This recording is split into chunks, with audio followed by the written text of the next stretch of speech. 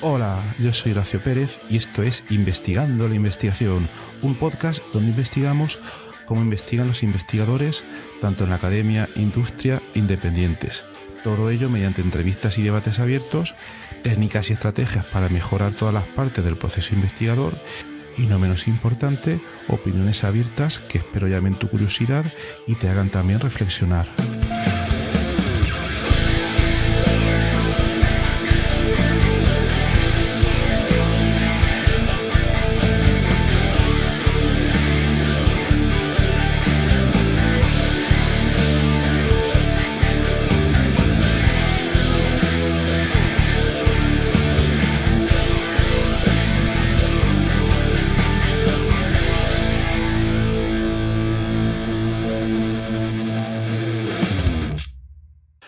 Hola, muy buenos días, muy buenas tardes, muy buenas noches según corresponda. Hoy es martes 26 de septiembre de 2023 y en este episodio del podcast Investigando la Investigación tenemos el placer de tener como invitada a Sandra Hernández González. Hola Sandra, buenas, ¿qué tal? ¿Qué tal, Horacio? Gracias por invitarme. Un placer tenerte aquí. Sandra es actualmente profesora en la Universidad Panamericana Guadalajara y hoy vamos a tratar un tema muy importante que vamos a comentarlo poco a poco. Vamos a tratar el tema del deseo. ¿Correcto? Es correcto. Correcto. Muy bien. Pues entonces, Sandra, si nos podías comentar un poco más en detalle quién eres, a qué te dedicas, qué estás haciendo actualmente. Pero bueno, vamos a empezar. ¿A qué te dedicas? Gracias, Horacio. Bueno, yo soy profesora investigadora en el Instituto de Humanidades, como bien dijiste, de la Universidad Panamericana, Campus Guadalajara, en México. Y actualmente, pues soy profesora investigadora y me dedico a la docencia y pues a desarrollar el tema de investigación de la tesis doctoral. Ese es el momento actual en el que estoy. Ujú. Muy bien. Y un breve recorrido, ¿cómo llegaste ahí? ¿Cómo Sí. empezaste? Supongo estudiaste la carrera en filosofía o qué es lo que hiciste. No, sabes que yo llegué a la investigación a través de bueno, yo tengo una triple fuente, digamos, de mi formación profesional, que es la lingüística y la filosofía. Entonces, realmente mi Ujú, licenciatura es en lingüística y posteriormente desarrollé la filosofía en el posgrado, tanto en la especialidad como en la maestría y en el doctorado. Y ujú, bueno, de esas dos cosas siempre tuve mucho interés por las grandes preguntas de la humanidad y grandes preguntas existenciales. Y fue pues esa inclinación natural y también el gusto por la lectura que me fue orientando hacia el tema de la filosofía y más específicamente de la antropología o de la ética antropológica. vale. Bueno, lo que pasa, un dato que quizá te puede, no sé, que pueda aclarar esto es que, vamos a ver, en México nosotros podemos dar clases con un grado superior al grado en que estás dando clases, ¿no? Entonces yo empecé a dar clases de licenciatura con el grado de maestría, Ok. ¿sí? Ya está cambiando un poco, o sea, actualmente, al menos en la universidad donde estoy, ya no es posible ingresar sin un doctorado, ¿no? Pero en ese tiempo aún era Ujú, posible y yo empecé así la carrera de investigación, o sea, empecé primero estudiando por mi cuenta, bueno, haciendo el máster en filosofía y dando esta docencia, ¿no? Y ya la docencia me llevó pues a profundizar más, etcétera, etcétera, y eso se aúna a una circunstancia institucional. Y es el hecho de que la universidad estuvo promoviendo de una manera, como digo, institucional, el desarrollo de la investigación a través, de muchas maneras, pero una de ellas a través de los doctorados para quienes tuvieran el perfil y el interés. Y pues yo levanté la mano porque pues ya tenía muchos años en esto y pues tomé la decisión de dejar de lado otros proyectos universitarios que tenía entre manos para hacer lo que yo llamo una inversión intelectual en el ok. doctorado. Sí, sí. Muy bien, muy bien. Y cuando hiciste esa inversión intelectual de hacer el doctorado, el tema en el que te metiste, porque tú ya al venir de esa formación en humanidades, en lingüística, ya tendrías una serie de intereses, pero claro, cuando te dedicas a un doctorado tienes que centrar un poco el tema y hacer un poco más específico por qué tema te decidiste y por qué te metiste en ese tema. Bueno, a mí siempre me ha interesado mucho el tema de las virtudes. Yo he sido profesora de ética muchos años y es un tema que me ha intrigado mucho, ¿no? Porque es una dimensión muy libre del ser humano, porque es un tema que se ha tratado mucho en el ámbito de la empresa, de la psicología, de la motivación, incluso como no sé, ¿no? y había ciertas cosas que no me coincidían, ¿no? De lo que yo leía en la filosofía, de lo que yo leía en los libros sobre todo en los libros de anglosajones de Atomic Bones, etcétera. Bueno, aquí los tengo todos en mi librero porque les he dado muchas vueltas. Y yo decía, hay algo ahí que no entiendo, ¿no? O sea, que no entiendo y que creo que estamos llegando a un concepto de virtud muy instrumental, muy utilitarista. Entonces yo me fui por ahí, ¿no? Y dije, yo quiero hacer algo sobre la virtud. Esa fue mi idea Ajá. original. Cuando ya hablando más a fondo con lo que fue mi asesora de tesis, que fue un tesoro de persona que valoro mucho, me ayudó un montón, ella tiene un grupo de investigación sobre el deseo, entonces yo le planteé mi tema de tesis antes de que ella me aceptara como doctoranda. Y bueno, ella le pareció adecuado, hicimos un par de entrevistas y ya que la visité en Barcelona, pues ella me hizo una propuesta, ¿no? Me dijo, mira, tu tema encaja, o sea, encaja en mis áreas de investigación, tal, pero yo te quiero proponer algo si quieres, ¿no? O sea, yo le había propuesto originalmente cómo distinguir con más profundidad, de manera más práctica, la riqueza de la virtud y la pobreza de la regla, de la norma, ¿no? Porque son como dos normas de conducta que tienen que ver, pero también quizás están separadas. Bueno, yo quería investigar un poco por ahí. Y bueno, no te lo quiero hacer así muy, muy técnico, pero bueno, me dio su perspectiva y me dijo, otra posibilidad es que intentes relacionar el tema de la virtud con el deseo, ¿no? Bueno, un dato que no te dije muy importante es que a través de mi docencia, a través de las clases de ética y con un profesor que tuve en el posgrado, yo había leído el nombre de MacIntyre, Alasdair MacIntyre, que es un Ujú. autor contemporáneo que está vivo, está en Notre Dame, en Estados Unidos, quien he tenido además la oportunidad de conocer y de escuchar personalmente, y bueno, es una persona muy atenta. Entonces yo sabía que yo quería la virtud en MacIntyre, porque yo leyendo algunas notas a pie de página, o sea, es muy, muy chistoso, porque yo realmente conocía a MacIntyre por notas al pie de página de un manual de ética, ¿no? Y esas notas al pie de página yo decía, ¿quién es este hombre? O sea, o sea, esas pequeñas frases me botaron la cabeza, ¿no? Dije, esto es espectacular, ¿no? Y entonces yo le fui siguiendo un poco el hilo, les fui siguiendo un poco el hilo, me asesoré con personas pues que están más sabidas en esos temas, y le dije, oye, ¿tiene este hombre algo realmente consistente que decir? Porque no quiero perder el tiempo con un autor que se me acabe en 2 páginas, ¿no?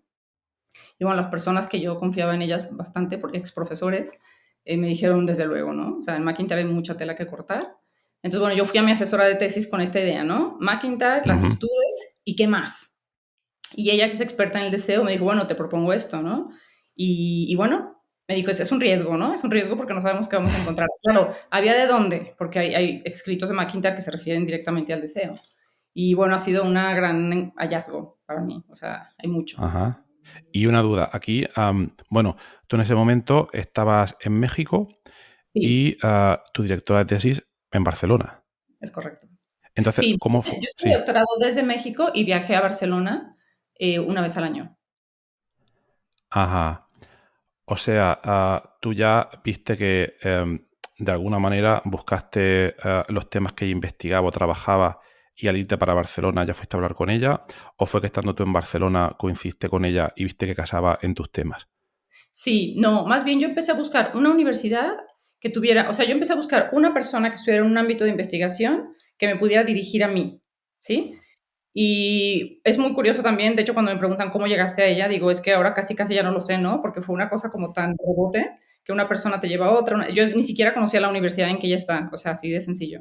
Yo había Ujú. tenido una compañera, una colega de estudios de Barcelona y le dije, oye, tengo este interés, estoy buscando una persona que sepa de esto, ¿no? O sea, que sepa de virtud, pero bueno, sí. Y me dijo, bueno, pues está Magda Bosch, si quieres hablar con ella, tal, pregúntale. Y entonces obviamente pues yo me metí a buscarla y vi que, bueno, que tenía un discurso filosófico que, bueno, me parecía interesante, enriquecedor. Y entonces yo primero hablé con la universidad y con ella, ¿no? A Ujú. ver si yo era candidata para esa universidad, si ella le interesaría el tema. Y entonces una vez que hubo acuerdo mutuo entre universidad, asesora y yo, entonces ya me lancé a Barcelona, pero ya lo seguro, ¿no? Ya hablar con ella, conocer la universidad, a inscribirme y a tener un mes de trabajo que se me sacaron las neuronas, ¿no? O sea, realmente Magda me ha enseñado a trabajar. Ujú. Muy bien. ¿Y cómo es para los que no estamos en el campo de la filosofía, aunque en la audiencia del podcast hay mucha gente también por de humanidades, pero tú llegas allí, ya tenías esas ideas que querías proponerle a tu directora, ella también te sugiere otras, lo cual es bastante típico, ¿no? Siempre Sí, suele haber un sí, intercambio. y yo creo que bueno también que haya un poco pues de acuerdo entre las dos partes. Bien, entonces, ya, ¿cuál era entonces el problema o la línea de investigación principal que querías tratar o que trataste en tu tesis para Sí. que la audiencia que no sea de humanidades o de filosofía, en términos más o menos mundanos, pues se pueda entender un poco? Relacionado, imagino, como has comentado, con la Claro. virtud y con el deseo, ¿no? Sí, sí, mira, finalmente el tema es tan amplio, como bien tú y yo lo mencionábamos en otra ocasión, que claro, lo más difícil, una de las partes más difíciles del desarrollo de la investigación fue acotar, ¿correcto? Claro. Porque inicialmente yo quería ver la relación ya entre virtud y deseo, pero eso implicaba abordar el deseo de una manera muy profunda y muy completa, y también la virtud, pero eso hubieran sido 2 tesis doctorales. O sea, 2 tesis doctorales. Entonces, y bueno, a mí finalmente el tema del deseo me apasionó, ¿no? O sea, me apasionó porque finalmente está en el corazón de la virtud, está el deseo. Y entonces yo me quedé con el deseo también porque los escritos de MacIntyre me ofrecieron eso, ¿sí? O sea, MacIntyre tiene muchísimo sobre la virtud y por lo mismo yo no podía abordar la virtud al mismo nivel que el deseo porque los dos temas están muy presentes en MacIntyre, ¿no? Entonces yo lo que hice fue, bueno, acoté y lo que hice fue el papel del deseo en la filosofía moral de MacIntyre, ¿sí? Entonces, deseos en las obras de MacIntyre. Ese sería Ujú. como, lo que yo hice fue sistematizar las aportaciones de MacIntyre al deseo, sobre todo en 13 obras. Yo lo que hice fue echar un clavado en todas las obras de MacIntyre y ver cuáles eran las que eran más relevantes sobre el deseo y sistematizar ese conocimiento, obviamente un poco con diálogo con otros autores, aportaciones personales, etcétera. Pero si alguien quiere saber qué dijo MacIntyre sobre el deseo, pues está todo en la tesis ya sistematizado, porque lo expone en diversos escritos y a modo desigual. Vale, bueno, para la audiencia pues no os preocupéis porque luego en las notas del programa pondremos los enlaces a todas las publicaciones de Sandra y a todas las demás que está comentando. Podréis verlo todo en detalle. Exacto. Vale, ya nos vamos haciendo una idea del tema principal. Ahora, o quizá quisieras que lo reformule de una manera más sencilla. Venga, ya que estamos. Vale, vamos. Entonces, ya más en corto, ¿qué son los deseos? ¿Cómo funcionan en la acción humana? ¿Cómo se experimentan? Si los deseos son libres o no, si guían bien o si guían mal, si son solo deseos racionales o son solo sensibles, porque además hay mucha idea sobre el deseo tanto en la filosofía como en las personas de a pie, mucha misunderstanding, ¿no? O sea, Claro. mucho de qué es esto, ¿no? Y esto yo lo he comprobado cada vez más. Esta misma mañana estuve dando una sesión sobre el tema y bueno, veo que hay mucha deformación o desinformación, ¿no? Un conocimiento intuitivo que es muy pobre.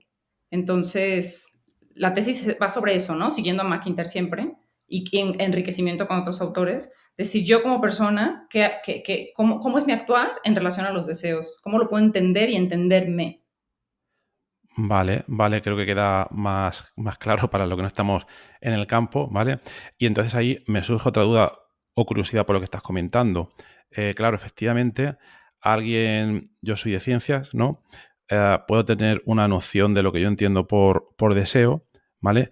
Y por lo que tú comentas, claro, si me voy a fuentes más, no sé si decir, profundas o de la filosofía o como a esta persona pues, que tú estás investigando, ahí voy a obtener una definición más exacta o más Sí, estudiada, ¿no? sí, correcto, sí. De todas maneras, el deseo es muy simple, o sea, muy simple de definir. El deseo es el motor de la acción. Podemos definirlo como el antecedente inmediato a la acción. O sea, toda acción está movida siempre por un deseo. Es como un resorte interior que tenemos, es una inclinación a obtener algo.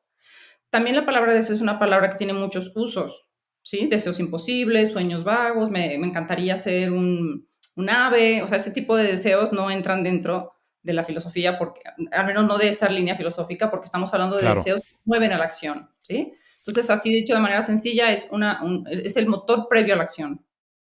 el motor previo a la acción, vale. Y luego aquí me surge otra pregunta. Ah, esa definición que tú comentas, imagino que es una definición que viene del mundo de la filosofía.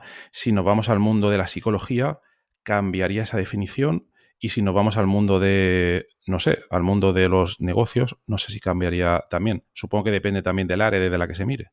Es correcto, sí. Bueno, la psicología no es mi ámbito directo, pero sí efectivamente es un tema que colinda mucho con la psicología, porque la psicología aborda los deseos desde la perspectiva descriptiva, ¿sí? Y efectivamente uno de los grandes temas de la psicología es el deseo, pero también de la filosofía. O sea, en la filosofía lo tenemos desde Platón, Aristóteles, entre medio muchos otros, Tomás de Aquino, Freud, Nietzsche, Stevenson, Hume. O sea, cada Ujú. quien ha tenido su postura y yo te diría que no son solo posturas filosóficas, sino son posturas que ellos han recogido de la cotidianeidad y les han tratado de dar una explicación, ¿no?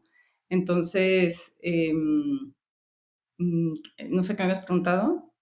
Sí, porque mi impresión era la Sí. definición que tú estabas comentando de deseo. Claro, es una definición que viene del campo de la filosofía, pero diferentes áreas, como puede ser, Sí, entiendo, la psicología o no sé si también otras ciencias sociales que no sean no sé, la literatura a lo mejor, tienen otra manera un poco diferente pues, de entenderlo por lo que es el deseo, ¿no? sí. Bueno, yo lo que he visto, porque sí he leído también de ciencias alternativas, digamos, o sea, que están cercanas a la filosofía, es que hay una coincidencia, sin embargo, hay una diferencia en el sentido de desde qué ángulo lo veo, pero no hay una Ujú. contradicción total, ¿sí? Ah, Por sí. ejemplo, la psicología se centra mucho en la parte afectiva del deseo, ¿no? En cómo se siente el deseo, en cómo se percibe el deseo, en cómo se vive el deseo emocionalmente, por así decir, ¿no? Mientras que todas las teorías de motivacionales, de empresa, pues justo se centran en el deseo como motivación, ¿sí? Por ejemplo, la Vale. industria de la mercadotecnia, pues es experta en los deseos, ¿no? O sea, son expertos, digamos, antropólogos, por así decir, porque lo que ellos hacen es entender cómo funcionan los deseos humanos para generar aquellos deseos que necesitan que las personas tengamos para el consumo, ¿no? Claro, claro. Efectivamente, o sea, cada ciencia lo aborda desde su propia finalidad. De acuerdo, de acuerdo. No Y hay, luego, no hay, no hay una contradicción total, pero quizás sí hay un enfoque más parcial. Lo propio de la filosofía es que lo ve en su totalidad, todo tipo de deseos y en su naturaleza, que es, o sea, te da como todas las herramientas para que cualquier ciencia se alimente de ahí.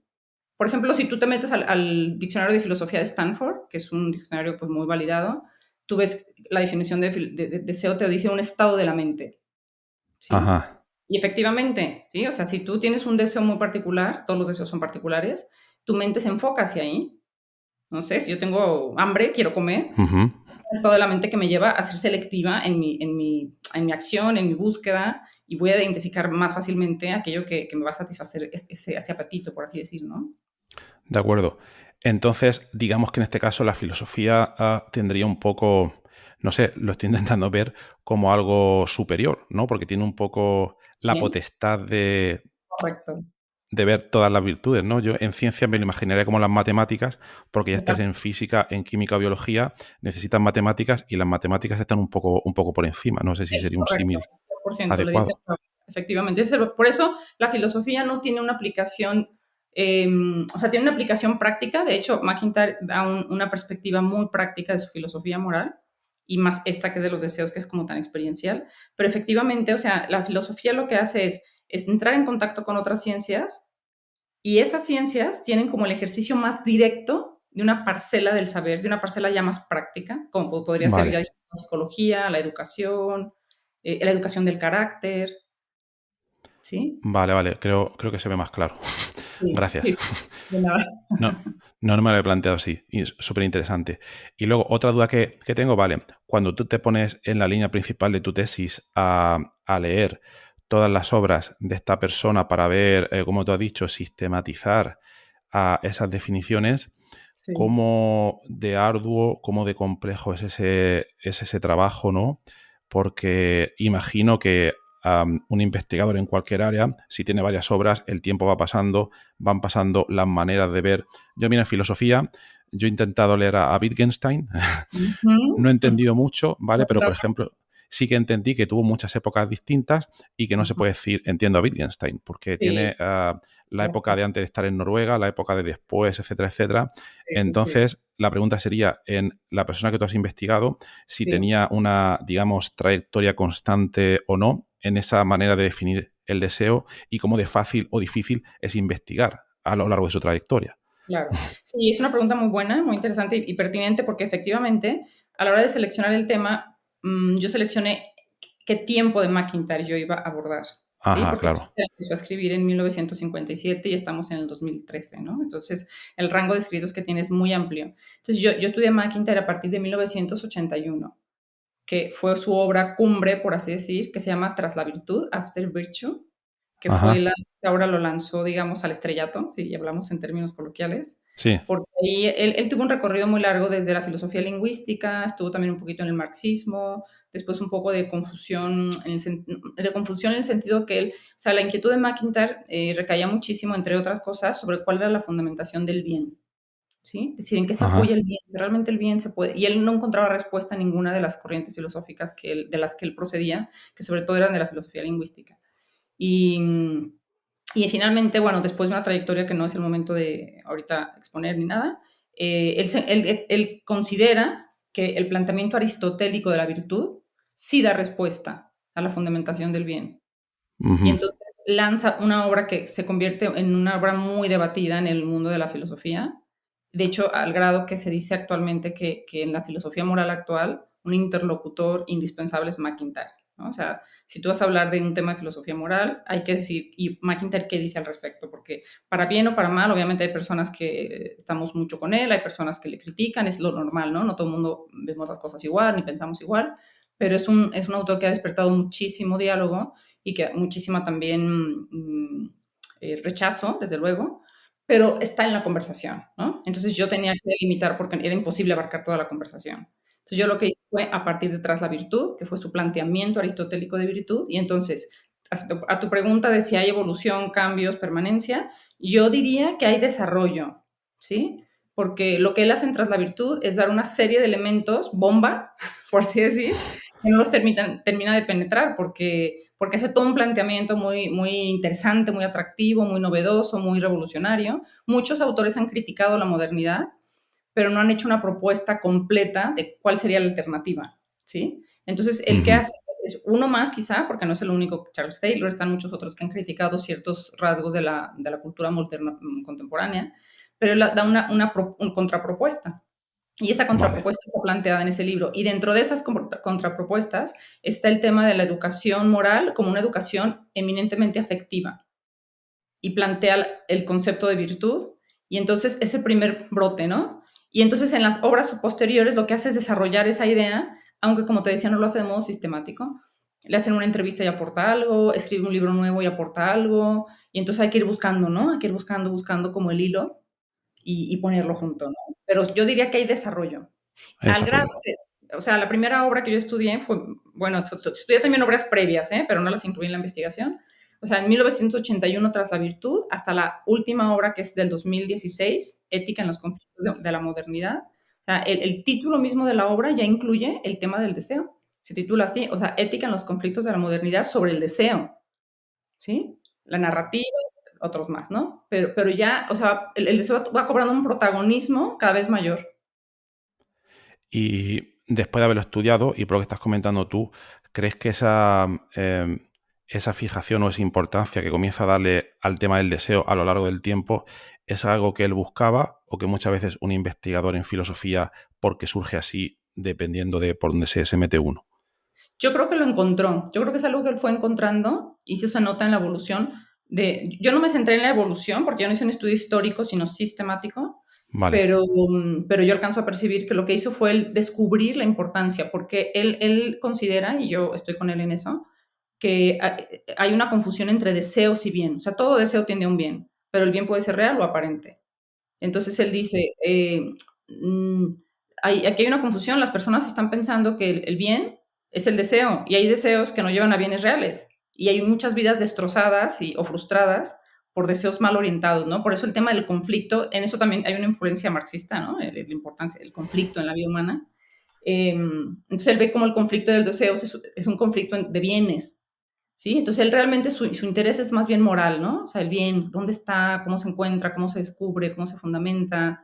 Y ahí descubre él, o sea, alcanza a analizar, también conociendo el emotivismo actual, que hay esa confusión. Entonces su idea es una formación de los deseos que permita integrar el deseo en la acción, pero un deseo educado.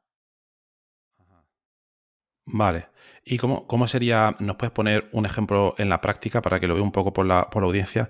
¿Cuál sería un ejemplo de un deseo educado? Supongo, ¿no?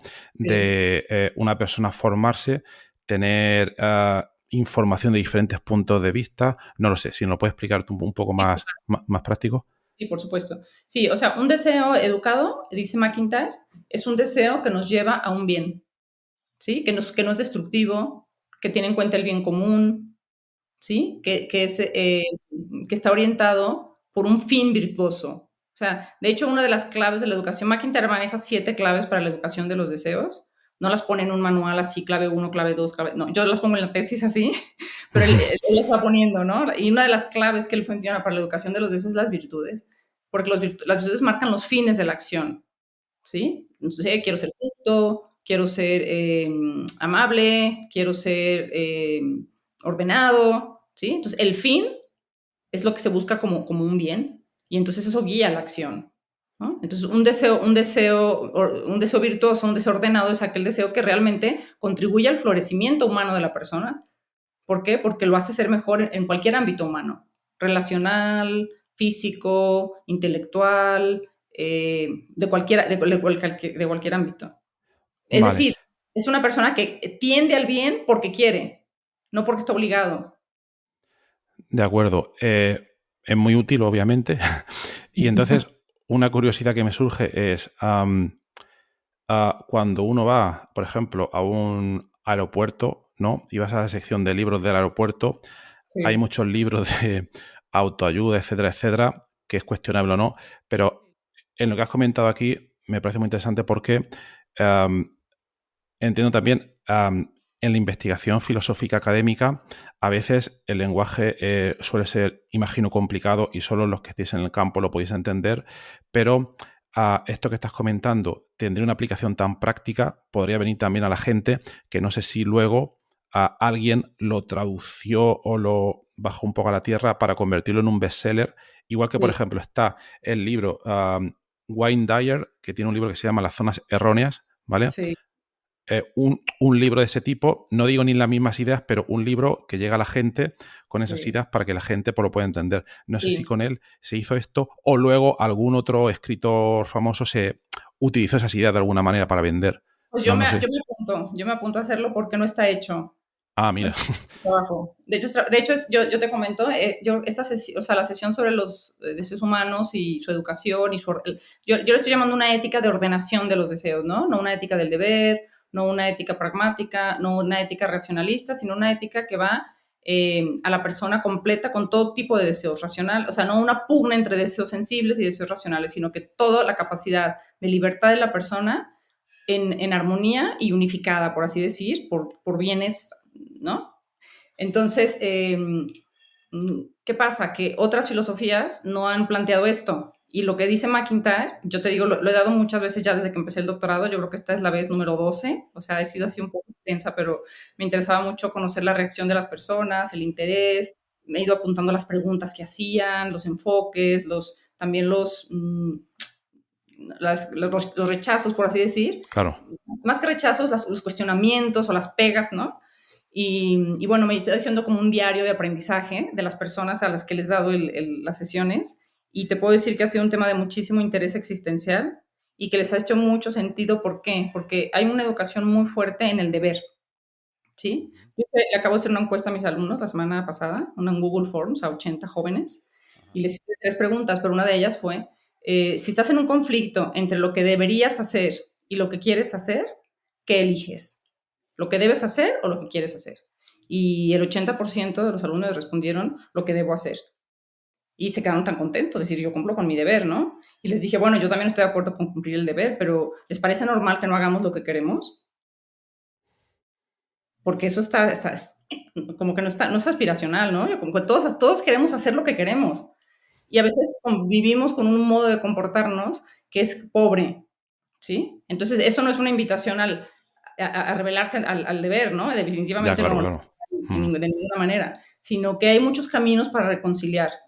Es decir, o ese deber lo hago con libertad, o adquiero deberes que realmente quiero, pero no podemos ver normal el actuar en un porcentaje tan bajo desde la libertad, cuando es nuestra dimensión humana más noble, la que más nos hace felices. Por eso deseos y plenitud humana van de la mano, ¿no? Me estoy adelantando casi a la conclusión, pero ¿por qué es importante educar los deseos? Porque si los educas, eres más feliz, al fin y al cabo, ¿no? Porque eres más capaz de hacer todo lo que quieras, porque todo lo que quieres hacer te lleva a la plenitud humana. Por eso tiene que estar educado el deseo, porque no es un deseo caprichoso, ¿no? Oye, pues yo lo que quiero es estar en la cama todos los días sin hacer nada.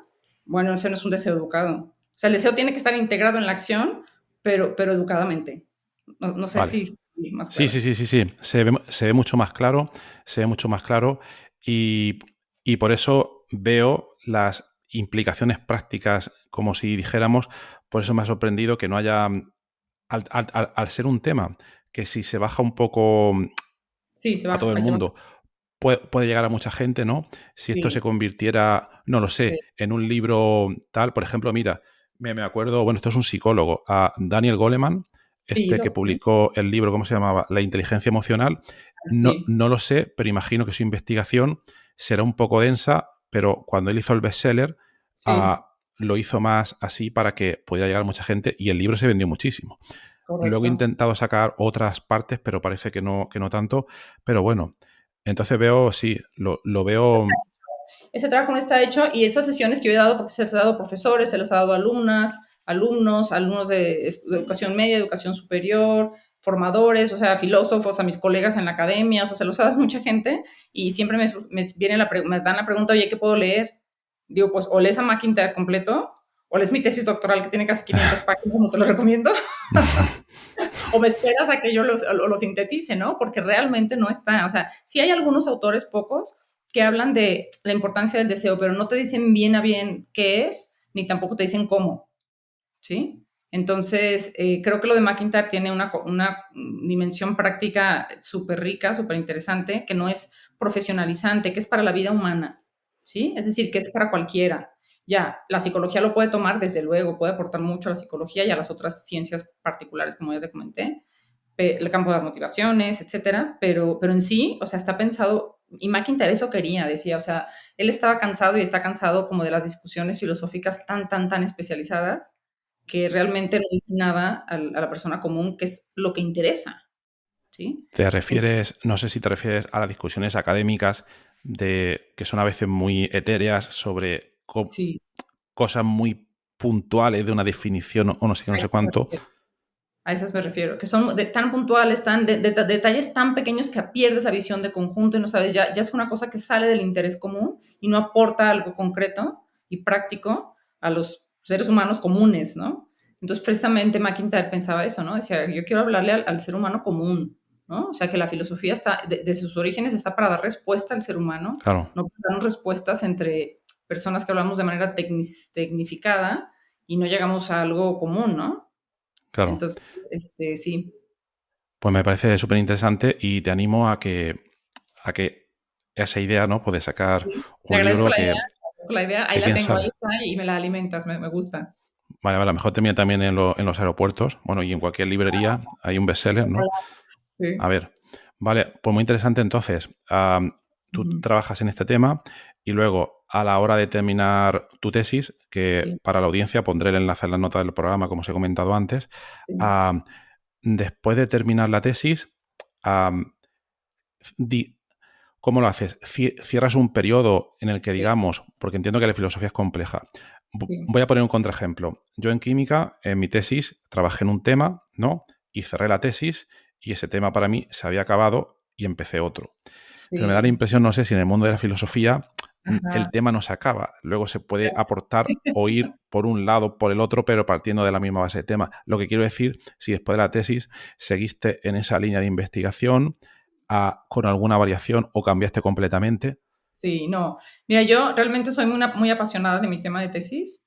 Quizás si hubiera tenido una experiencia distinta en el desarrollo de la investigación, a lo mejor estaría ansiosa de decir qué bueno que ya se acabó para empezar otra cosa, pero yo me enamoré de mi tema. O sea, me enamoré de mi tema precisamente por ser tan existencial, tan amplio, tan conectado con ciencias particulares, tan vitales, como es las que ya mencionamos, educación, psicología, teorías de la motivación, empresa, ética profesional, etcétera, etcétera, virtudes, educación del carácter. Y yo la verdad es que lo que estoy con mucho interés es de exprimir esa tesis, ¿no? O sea, exprimir esa tesis.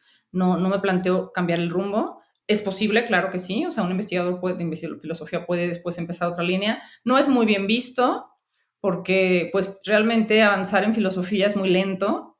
Entonces, no te puedes dar el lujo de estar empezando algo tan nuevo cada vez porque es como que realmente la filosofía lo que es profundizar, ¿sí? Profundizar, profundizar, profundizar. Y no puedes profundizar cada tercer día porque eso lleva sopesar, ¿no? Sí, entiendo lo que quieres decir, pero como Sí, comentamos antes en el ejemplo, mi impresión por otra parte supongo que serán casos excepcionales, pero grandes filósofos de la historia, no vamos otra vez al caso de Wittgenstein, no sé sí, si Nietzsche iban dando tumbos, que sí, imagino, no lo sé, pero también entiendo que a día de hoy, Wittgenstein pertenece a otra época, pero a día de hoy no sé si uno de los problemas que hay también en relación a lo que comentas, que un filósofo académico que tenga que justificar, por ejemplo, sacar un paper al año para sí. justificar su investigación, etcétera, etcétera, tiene que estar siempre haciendo lo mismo para poder tener una productividad científica que al final es artificial. Porque Claro. Sí, bueno, habría que ver, ¿no? O sea, yo creo que, bueno, al menos mi idea es nunca forzar mi orientación intelectual por el cumplimiento de un paper, ¿no? O sea, al menos es eso un es, voto muy, que muy me he hecho, importante.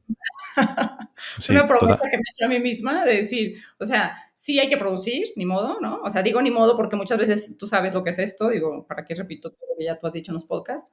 Pero sí yo quiero combinar esa necesidad esa meta que plantea el mundo de la investigación, de la producción, o sea, con una identificación auténtica de aquello que a mí me interesa y que considero valioso. Y creo que se puede hacer.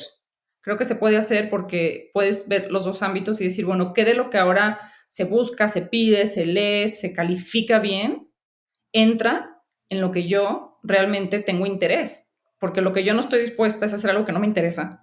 Claro, claro, totalmente. Entonces, ahora, también hay que distinguir lo que decías, ¿no? O sea, hay que distinguir en lo que es dar tumbos de evolucionar. O sea, la evolución no solamente se ve bien, sino que es necesaria, ¿no? Porque sería muy raro estar en una idea dándole vueltas toda la vida. Pero esa idea lógicamente va a llevar a una evolución, como le pasó a Nietzsche, como le pasó al mismo McIntyre, como le pasó al mismo Aristóteles, pero tú dentro de esa evolución ves que esa evolución tiene una concordancia y un porqué, ¿no? Sabemos cómo McIntyre cuando evolucionó hacia Aristóteles fue porque descubrió algo y eso es una continuidad con lo anterior. O sea, eso es distinto a simplemente decir, pues, un capricho intelectual, ¿no? Ahora le pico. Que eso creo yo, si nos descuidamos, nos puede pasar por seguir lo que las indexadoras te piden, ¿no? Decir, oye, Claro, pues es ahora la justo, indexadora sí, exactamente. quiere esto, pues, o sea, como si yo fuera una máquina de ideas, ¿no? Un GPT Sí, humano. No, pues no, eso sí no. Eso correcto. es mal visto, ¿no? Decir, oye, ¿cómo, Sí, cómo, cómo en 2 años eres experto en un tema tan opuesto? O sea, hace un año eras experto en filosofía moral y ahora eres experto en no sé, en botes marinos, no sé, por decir una cosa. correcto. Sí, sí, sí, sí, Eso sí. es muy Entiendo raro, ¿no? perfectamente. Sí, ¿Verdad? sí, sí. Entonces, a eso me refiero, pero evolución, desde luego, pero la evolución es comprensible. O sea, tú eres capaz, si tú ves a un autor un pensamiento, tú eres capaz de ver de dónde salió esa nueva idea, e incluso dices, oh, o sea, tiene sentido, ¿no? Por supuesto, y más un pensador filosófico, ¿no? O sea, que lo que hace es reconfigurar sus ideas. O sea, no es 2 más 2 4 y se acabó, o sea, no hay nada más que investigar, creo yo. Totalmente, totalmente. Es que yo tengo una mente más numérica a lo mejor y por eso, Sí, sí, sí. vale. Otra duda que se me ocurre aquí es, claro, a un pensador, un investigador filosófico tiene que dedicar, para poder entrar en profundidad en todas las ideas, tiene que dedicar gran cantidad de tiempo, Es correcto. pero lo que veo a veces, alcanzar la verdad, o no sé si se diría de esa manera, alcanzar el fondo de una investigación en filosofía, supongo que nunca se llega a un fondo, a un destino, etcétera. Entonces, por otra parte, la vida de una persona es finita. Quiero decir, un investigador en filosofía quizás empieza, imagínate, 25 años, hasta los Sí, 75 años investigando en filosofía, y entonces su filosofía, su investigación filosófica va a sí. llegar hasta que deje de investigar. Lo cual, lo que no sé si sucede, ¿vale? Es que luego otra persona coge el relevo, ¿no? Y dice, vale, yo voy a seguir esta línea porque Sí, es una línea que tiene que ir siguiendo varias personas para poder llegar a ese fondo. es No sé correcto. si es un Sí, poco así. sí, esto es muy frecuente, de hecho sí. O sea, bueno, hay por ahí entre los investigadores, no sé si también en ciencia, supongo que sí, que dice así, ¿no? O sea, somos enanos en hombros de gigantes. O sea, nadie empezamos de cero, siempre empezamos con una tradición de todo lo que hay detrás. Y vemos investigadores actuales, me incluyo, que estamos haciendo algo con lo que otros ya hicieron.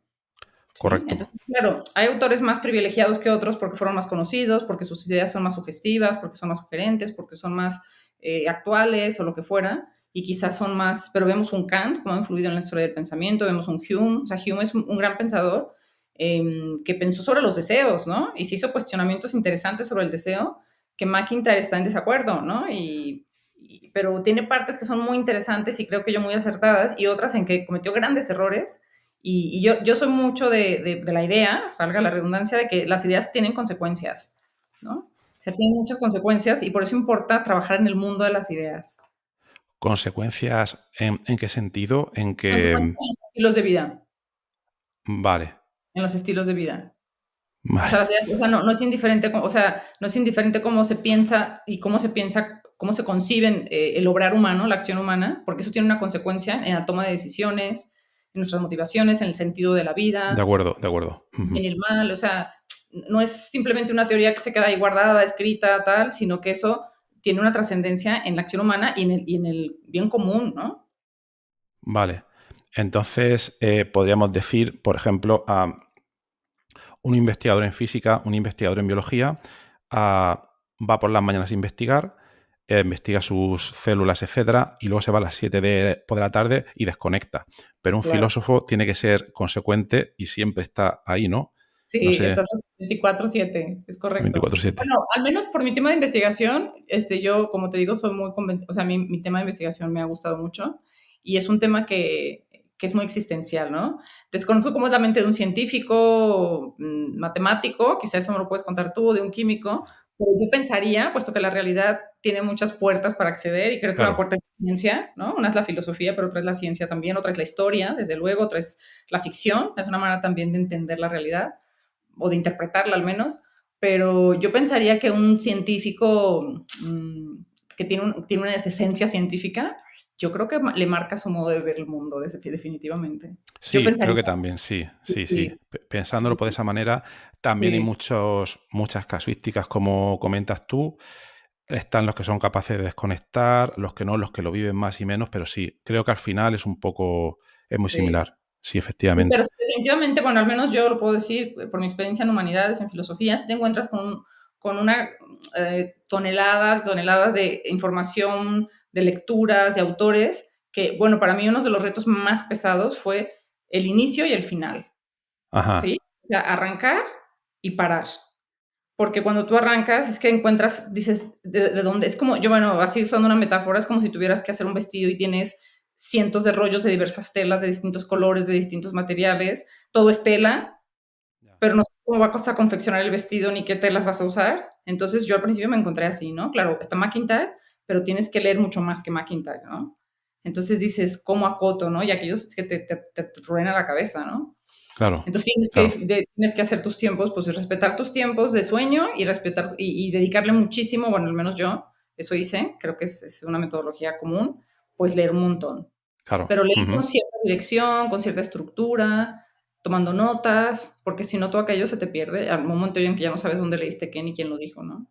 También tienes su riqueza porque terminas haciendo una síntesis personal, pero para una tesis eso no es suficiente porque tienes que citar, tienes que decir quién te heredó esa idea, ¿no? Ajá. ¿Y qué fue la parte, hablando de la metodología investigadora, qué fue lo que más te costó por lo que estás comentando tú? Has comentado que te costó empezar, Sí, luego parar, pero en cuanto a la metodología, ¿te resultaba más fácil leer publicaciones a leer las fuentes de información o luego te costaba más escribirlas? ¿Qué fue lo que más te costó y lo que menos te costó en todo ese proceso? mira, lo que menos me costó fue leer y fichar, porque eso me estructuró, ¿sí? Sobre todo leer las obras de McIntyre y ficharlas de manera temática, ahí me estructuró mucho la mente para comprender las ideas principales de McIntyre, Ficharlas, perdona, Sandra, quieres decir clasificarlas. clasificarlas, vale. Sí, o sea, yo literal, o sea, hice fichas de trabajo en la computadora. Entonces, Ajá, bueno, claro, primero no sabía cómo clasificarlas porque la clasificación viene de los textos mismos. Entonces, yo empecé a leer, claro, los textos no están clasificados, ¿no? Simplemente son claro, textos. claro. Entonces, tú empiezas a leer y dices, bueno, pues está hablando mucho sobre el deseo y los afectos. Bueno, pues van fichas sobre el deseo y los afectos. Oye, está hablando mucho sobre los deseos y la virtud. Abrimos ficha nueva, temática, deseos y virtud. Hoy está hablando mucho sobre los deseos y la narrativa, va una ficha nueva, entonces tiene que coincidir con el contenido de los textos, entonces tú lo vas desarrollando en ese momento. Esa parte para mí fue muy rica porque, te digo, conocí, me estructuró, lo entendí, ¿no? Ajá. Y me dio como una base sólida, ¿sí? Esa parte, digamos, fue fácil, fue enriquecedora, la disfruté un montón, y porque además es un camino como que sabes por dónde ir. Vale. No sé qué hacer, pero ahí está, ¿Sabes ¿sí? por dónde ir? Porque te gustaba mucho el tema o porque tú, por haber trabajado en otros contextos, ya esa metodología de fichar la tenías muy bien desarrollada. Sí, yo pienso que yo la tenía desarrollada y porque finalmente una vez que sabes cómo hacer como dice el dicho, ¿no? Si haces un cesto, haces un ciento. O sea, una vez que sabes cómo fichar, puedes fichar lo que sea. Porque Vale, claro, sí requiere un trabajo intelectual, claro. pero finalmente es un trabajo receptivo. Tú estás recibiendo, recibiendo, recibiendo, y solo que esa recepción es una recepción ordenada. Tú dices, esto va para acá, esto va para acá. Entonces finalmente terminas haciendo como tu almacén, ¿no? Y una pregunta, en la práctica, ¿cómo lo hacías? ¿Te abrías un documento Word para cada una de esas fichas o Sí, era otro sistema? hice un documento Word porque terminé entendiendo que unas fichas eran muy largas, otras fichas eran muy pequeñas, el formato cuartilla luego no me combinaba bien cuando yo quería redactar y se me empalmaban los formatos, entonces era un archivo por tema, entonces yo tengo mi gran carpeta de fichas Macintosh, ¿sí? Primero empecé por tema y luego hice otro sistema de clasificación porque me volvía, o sea, yo no leí una vez las obras de Macintosh, las leí un montón de veces. Ya, claro. ¿No? Porque primero era ver por tema y luego ver por obra, y ahora tengo un archivo riquísimo que me ha servido, o sea, yo, bueno, cualquier investigador que esté empezando, se lo recomiendo al 100%, o sea, invierta mucho tiempo en conocer muy bien su tema y en depositar ese conocimiento en un lugar que él encuentre después. Ajá, claro. Sí, Y otra curiosidad, ¿esas fichas las tenías clasificadas dentro de esa carpeta, dentro de carpetas y subcarpetas, etcétera? sí, ¿O cómo lo tenías? Porque imagino que, claro, todas esas ideas estarían interconectadas entre todas ellas, una sí, estructura jerárquica de carpetas, no sí. sé, o luego a lo mejor dentro de cada nota perdón, o ficha, como comentas tú, apuntabas a qué otras notas estaban conectadas, no sé cómo lo hacías. Bueno, lo primero fue archivos limpios, ¿no? O sea, como te digo, temáticos, sin ninguna jerarquía aún, ¿sí? Una vez que yo sabía de qué hablaba McIntyre, fue la siguiente fase, decir, bueno, ahora cómo estructuro un posible índice de mi tesis. Ajá, El índice tiene que responder a lo que el autor que yo estoy investigando, ¿no? Respecto a mi tema, porque de McIntyre hay tesis doctorales por montones y muchísimos escritos secundarios sobre McIntyre de un montón de temas, filosofía política, sobre todo ética profesional, etcétera. Pero, pero una vez que yo tengo todo eso, entonces ya fue cuando vino una estructuración inicial, decir, bueno, esta información, ¿cómo la podría estructurar de manera que tenga un sentido y una coherencia? ¿Va? Y entonces ya viene la jerarquización, bueno, pues vamos a empezar por este tema, primero voy a decir qué entiende McIntyre por deseo, después, según lo que él aporta, yo hago la estructura. Y entonces vale, ya viene el orden, ¿sí? Y entonces vale, yo empiezo ya a redactar, bueno, que sepas que yo los primeros 3 años fue investigar, fichar, claro. hacer un posible índice que cambió 50 veces, o al menos modificado, Sí, eso es así. ¿no? O sea, al menos no cambió radicalmente, pero no tiene nada que ver el primero con el último. Bueno, algo sí. Y para empezar, que yo saqué el tema de la virtud, o sea, sí está mencionado el tema de la virtud, pero como una vía de educación al deseo. Ya no me meto a todo lo que podría haber dicho sobre eso.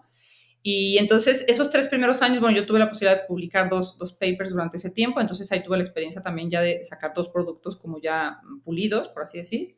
Pero realmente, y eso sucedió así no fue planeado, pero así sucedió. O sea, yo la tesis completa la escribí el cuarto año. O sea, del año 1 a 3 fue conocer, investigar, fichar, entender, bueno, mucho diálogo con mi asesora, desde Claro. luego, exponer el tema, recibir retroalimentación, Ajá. yo también misma ver cuál sería el enfoque que podía tomar. Y entonces yo ya, el cuarto año, yo ya estaba, es que los dedos se me movían solos, ¿no? Obviamente, mientras tanto fui empezando a hacer notas, como te digo, pero ya una vez que yo tuve un poco más claro qué quería decir, entonces en un año escribí los 5 capítulos de la tesis. Wow. Se podría decir que debido al sistema de fichas que habías implementado, tú ya Sí, tenías dentro, no en tu memoria, ¿no? Pero a grandes rasgos tenías todas las ideas más o menos 100%. claras y que por eso cuando te pones a escribir todo fluye. Sí, es correcto, solo que la experiencia de la redacción es una experiencia complicada, Claro. complicada porque escribir es todo un reto, ¿no? O sea, es increíble.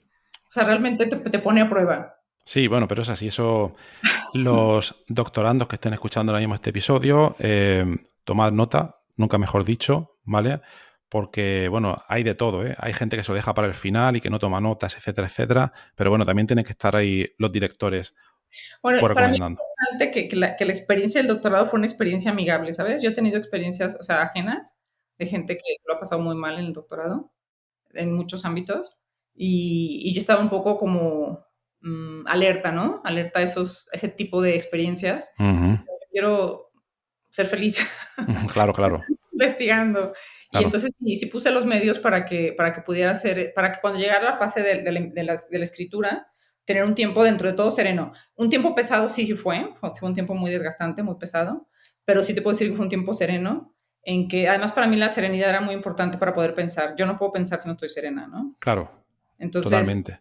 eso, o sea, justo el orden me jugó muy a favor. Yo no me podía fiar de la memoria porque yo creo que una investigación no es cuestión de memoria, sino de saber argumentar, de saber Correcto, cuáles son las mejores ideas, cuáles son las más relevantes, cómo son. correcto. O sea, hacer más explícito al autor, Claro. ¿sí? Y una curiosidad, has comentado exposiciones, em, saber exponer el tema. ¿Fuiste durante la tesis a algún congreso de Y filosofía? Porque tengo mucha curiosidad, no sé cómo son esos congresos. No, no lo te sé. invito a uno para que Sí, tienes sí, que estar, porque estás en este podcast, tienes que vivir esa experiencia. sí, Sí, totalmente. sí, tuve la oportunidad de estar en un congreso, dos congresos, bueno, un congreso en la Universidad de Notre Dame, en Ajá. Indiana, un congreso en la Universidad de Tilburg, en Holanda, en Netherlands, y un congreso en línea que originalmente iba a ser en Bérgamo, en el norte de Italia, Ujú. pero por motivos de COVID, pues no se pudo llevar a cabo presencialmente, era el peor de Ya, los momentos del COVID en Italia, entonces ese congreso se llevó a cabo en línea, pero pude hacer 3 ponencias, o sea, en cada uno de estos congresos pude hacer una ponencia y integrar el tema que estoy hablando. Y luego también tuve 2 estancias de investigación en la Universidad de Notre Dame, ¿sí? Entonces, en esas estancias de investigación coincidí con profesores de otras universidades, sobre todo de una universidad en Chile, que hacían exposiciones y se pulían mutuamente, entonces también pude exponer entre ellos y pues ahí te daban muy duro, ¿no? Porque era... Entonces, bueno, en un congreso en filosofía, nada, pues me imagino que es igual que en los de ciencia, expones tu tema, los demás te preguntan y luego, Mm, mm. bueno, no sé cómo es, Bueno, ¿no? yo ahí sí, yo creo que hay de todo, creo que hay de todo, pero normalmente para mí un congreso de verdad, si voy yo, por ejemplo, a dar una charla, yo sé que no tengo la verdad absoluta, yo sé que soy un ignorante mayúsculo y Sí, entonces yo voy a intentar que los demás sepan lo que estamos haciendo y a aprender de los demás, que me den feedback y que todos correcto. construyamos algo, ¿no? Pero normalmente, por mi experiencia, muchas conferencias científicas llega uno, suelta su tema y se Sí. va. No, no lo entiendo, ¿no?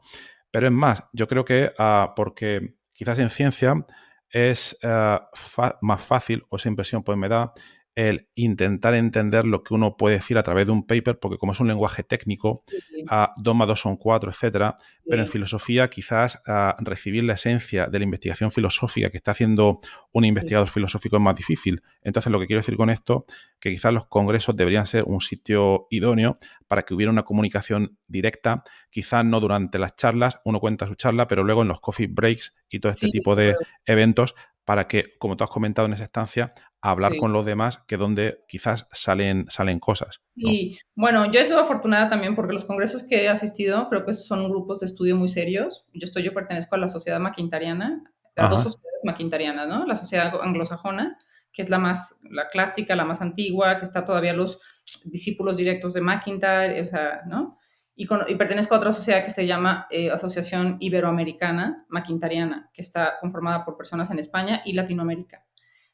Los congresos a los que he asistido, 2 de ellos, son de la Sociedad Maquintariana, que es un grupo de personas muy serias, muy intelectuales, muy abiertas al diálogo, que me han ayudado mucho, que me sugirieron bibliografía inicial, que me la compartieron. O sea, realmente he encontrado ahí un grupo de amigos mm, intelectuales, bueno, no sé cómo Genial. definirlos, que estoy agradecidísima, ¿no? Entonces sí, efectivamente son congresos en que sí se ha prestado a hablar, a compartir, a preguntar. Me parece que como en todo en el mundo debe haber de todo, ¿no? Sí, claro, A mí me ha pasado una claro. cosa curiosa, te la comento de paso, que Ujú. ahora que ya he tenido pocas publicaciones, pero bueno, 2, 3 que tengo por ahí ya pues, publicadas, pues me han empezado a llegar algunas escritos, o sea, invitaciones, oye, ¿te gustaría colaborar y tal? Y bien, algunas que son buenas, ¿no? Y bien, estoy en eso, ¿no?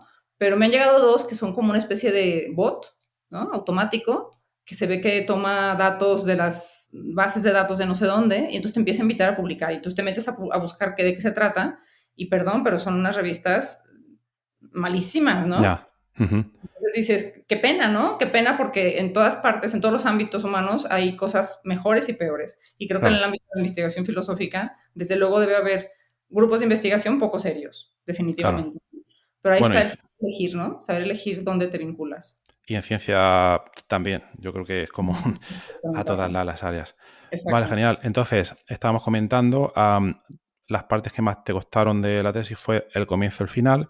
Sí. Entonces, ¿por qué el final te costó tanto? ¿Por lo que estabas comentando de la escritura o fue el proceso de defensa o No, que... pues, fíjate que sí, fue el proceso de preparar la defensa, porque yo cuando entregué a mi asesora, porque además mi asesora me dijo, no te voy a recibir capítulos parciales, o sea, me lo vas a entregar cuando esté impecable, esa fue la palabra. Wow.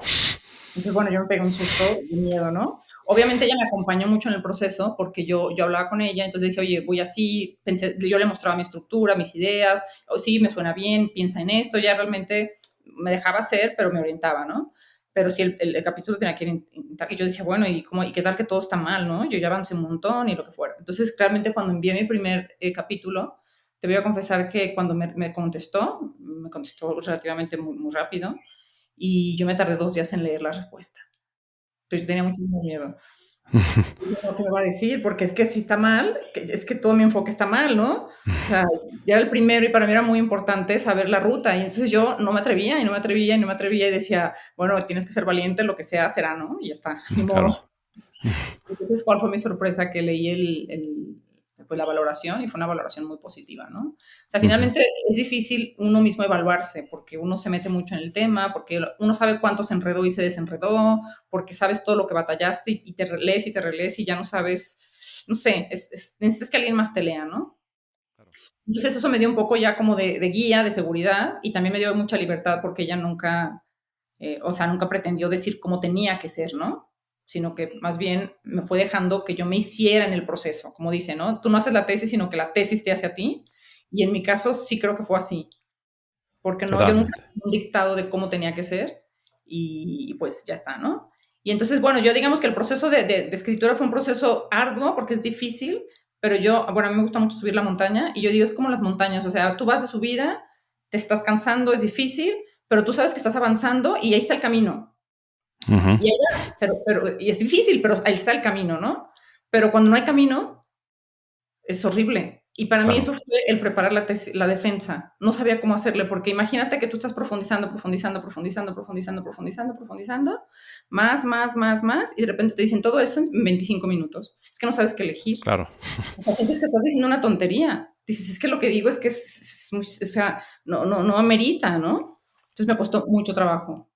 O sea, Es mi mente complicado. era demasiado, demasiado metida como para de repente sintetizar, ¿no? Claro. Entonces, esa parte la sufrí mucho, la sufrí mucho, pero ya Vaya. pasó. Ya pasó, vaya. Es curioso, pero bueno, los que estéis escuchando esto, que estéis con el doctorado, no os preocupéis. Siempre un poco de emoción en todas las fases, ¿eh? Sí, Pero esto es así y lo que sí que no va a pasar es que es un camino de rosas. Eso tampoco los que estéis empezando tal. Los que no, hayáis pasado la tesis ya lo sabéis, paciencia y trabajar y todo sale, ¿no? Muy exacto. bien. Y entonces luego ya, después de eso, seguiste tu carrera investigadora, como has comentado, sí, Sí, manteniéndote en esa línea. Y por conectar con el tema de la tesis, sí, ¿te has planteado o se te ha dado la situación relativamente inversa de ser tú ahora quien va a dirigir una tesis a una persona sí. o qué? Todavía no, bueno, más o menos, ¿no? Tengo Sí, una colega de Barcelona precisamente que me ha pedido ya un dictamen para su tesis doctoral. No es como asesora de tesis, sino son dictámenes sí, extras que piden algunas universidades. Entonces ella está por mandarme su tesis y le dije que con mucho gusto, ¿no? Después de todo lo que tantas personas, te confieso que cuando me lo pidió, yo estaba inundada de trabajo, ¿no? Y Claro, yo decía, Dios mío, o sea, es que hacer un dictamen de una tesis, pero es que no puedes decir que no. O sea, ya, lo haces con gusto porque tú te sientes tan agradecido de todo lo que han hecho por ti. claro. Tuve gente que me revisó la tesis, que me la volvió a revisar, que mandó dictámenes, que aceptaron estar como sinodales, que se conectaron de Chile, que fueron de Madrid, que dedicaron un tiempo.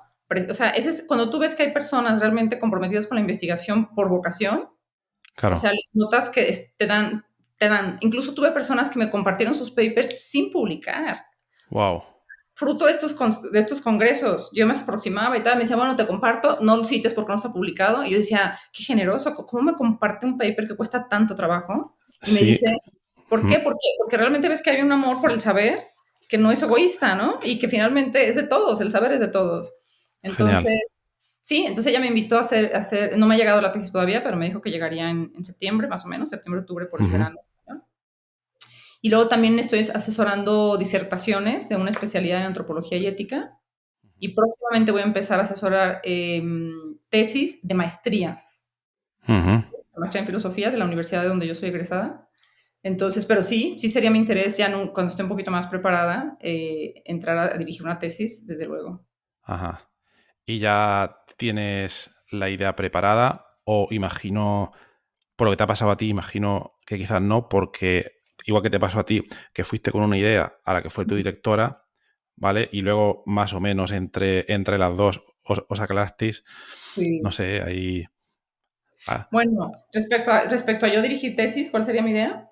sí, Bueno, sería más o menos de un área afín, ¿no? O claro. sea, ética antropológica, teoría de la acción, deseos, virtud, o sea, temas. De hecho, ahora que voy a empezar a colaborar en una maestría en filosofía, bueno, como profesora, bueno, hablaba yo con el director del programa y me decía, bueno, pues las personas que tengan interés en desarrollar como tesis de maestría estos temas y te elijan de asesora, pues bienvenida, ¿no? Entonces, Ujú, eso creo que es algo que hay que entrar en el terreno y ver cómo surge, porque dependería pues, de los alumnos que estén interesados en esos temas, ¿no? Creo que también como profesora despiertas el interés, ¿sí? Yo creo que cuando tú expones un tema y causa interés, pues las personas se lo cuestionan y dicen, bueno, me gustaría profundizar en eso, ¿no? claro. Pero eso está todavía por suceder. Muy bien, pues a ver la audiencia, a ver si a alguien le interesan estos temas Sí, y contacta a Sandra. Ahí tendréis sus datos en la nota del programa eso y quién gracias. sabe. Muy Exacto. bien. Eso sí, yo le dije al director del programa en Maestrías en Filosofía, le dije, por favor, si me contacto con algún alumno o me contactas con algún alumno para dirigir su tesis, por favor, solo te pido un requisito y es que sepa escribir. Uy, poca cosa, poca cosa. Y eso lo mismo hizo él, lo mismo, eso también levantó la cara y dijo, casi les estamos dando clases de redacción, porque ¿sabes qué pasa? O sea, expresar las ideas en cualquier área tiene su complejidad, pero revisar aparte la redacción, entonces no sabes si el problema es de redacción o de ideas. Efectivamente. Entonces, yo, o sea, yo te lo digo esto ya por experiencia como profesora con alumnos Ujú. de grado, eh, dices, es que es muy complicado, ¿no? O sea, es muy complicado porque no sabes si él nos expresó bien o si eso es lo que realmente piensa, porque luego yo solía calificar mucho los trabajos escritos, los ensayos con mucho del nivel de detalle, y cuando Ujú. iba con los alumnos le decía, mira, es que por esto, ellos me decían, no, profesora, es que eso es lo que usted dice, es lo que yo estoy tratando de decir aquí. Le dije, no, es que tú dices otra cosa, no, es que lo que Mm, significa es eso. sí, Y dije, no, que había ahí una torre de Babel, y dije, no, esa metodología ya no funciona porque no hay capacidad de expresión escrita. Entonces, sí, sí, sí es un tema que yo no sabría manejar. es complicado, es complicado. Y además se pueden dar las dos cosas, Sí, que ni las ideas ni la...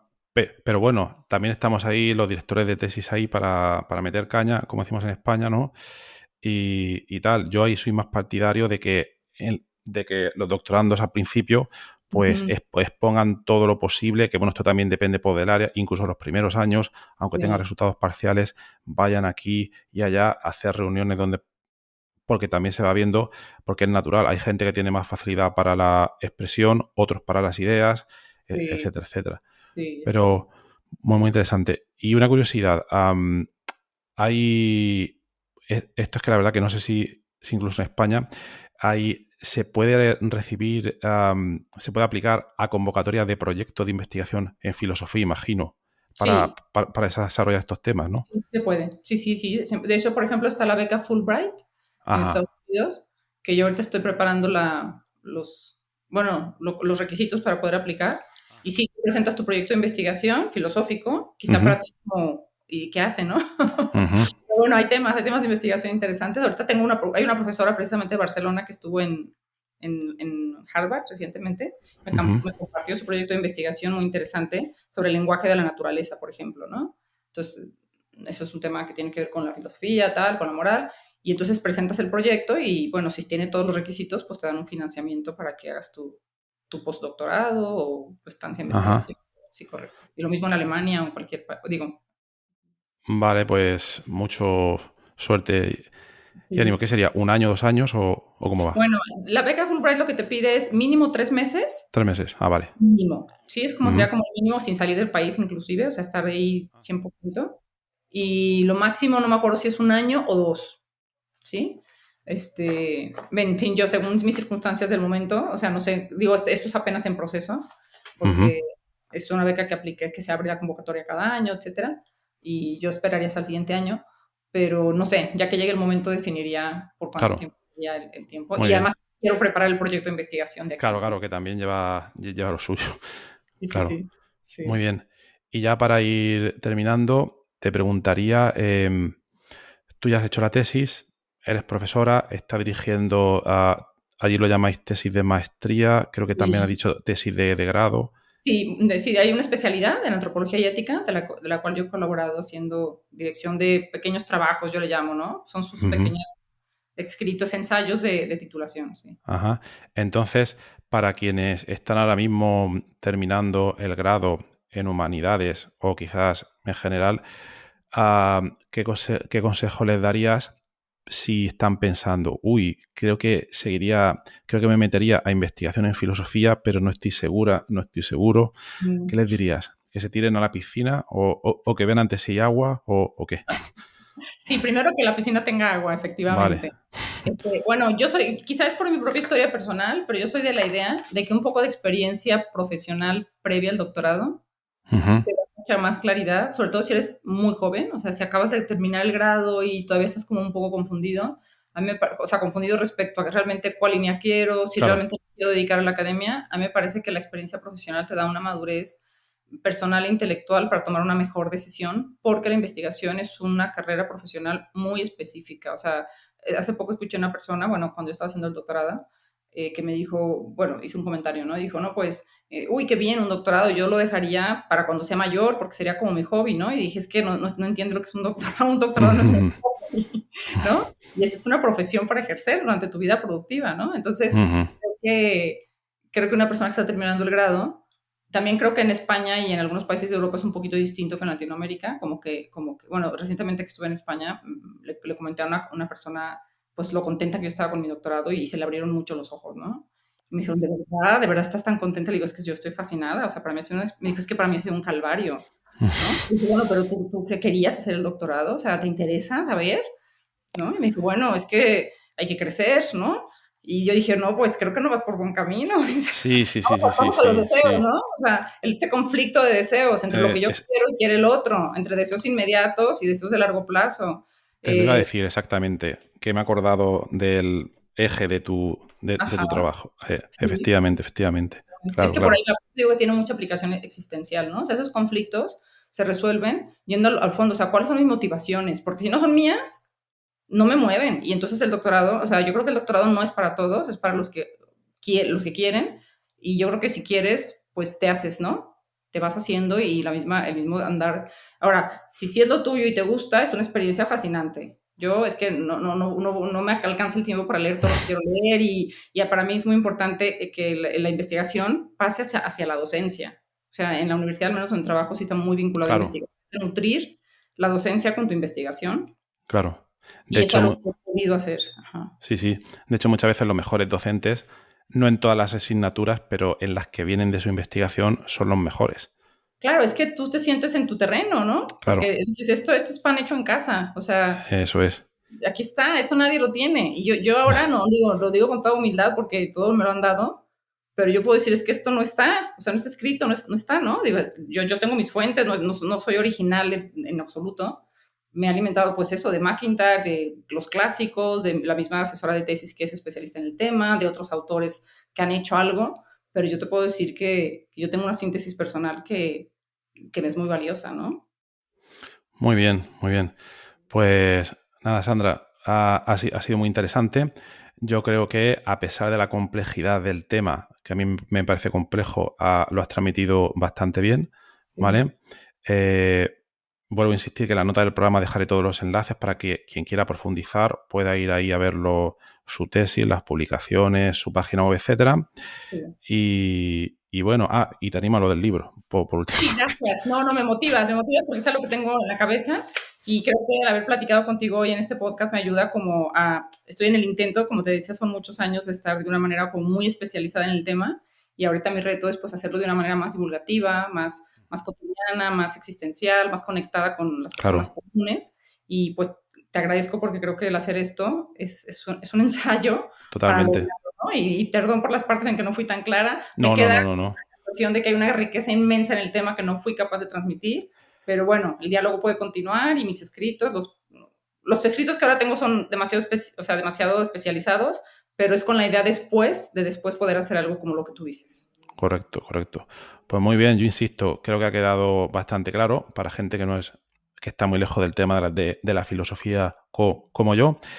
También hay que tener en cuenta la audiencia de este podcast normalmente también está preparada y creo que es importante abrirse a otros campos, no decir, no, yo es que como he estudiado X, solo puedo entender X. Hay muchas Sí, cosas súper interesantes en este correcto. mundo y Sí, también a veces la audiencia yo creo que tiene que hacer un poco esfuerzo sí, para aprender cosas, que no se lo den a uno masticado, como sí. pasa en TikTok, no sé, ¿vale? Sí, exacto, totalmente de ¿Eh? acuerdo. No, de hecho, yo he escuchado varios podcasts de los tuyos, ¿verdad? Los que tú has dirigido, y digo, wow, nunca me hubiera imaginado que esto fuera un tema de investigación y me ha parecido muy interesante, como dices tú, ¿no? O sea, Me te alegro. amplía. Sí, sí, Muy bien, Sandra. sí, Pues genial. muchísimas gracias. También manténnos al tanto de esas Sí, publicaciones para que sí. lo podamos saber. Y genial. Muchas gracias por haber venido y nada, y te deseamos lo mejor en todas tus investigaciones. Muchas Excelente. gracias. Muchas gracias por la invitación, Horacio, y gracias a todos por escuchar. Chao. Hasta otra. Hasta luego. Bye, bye.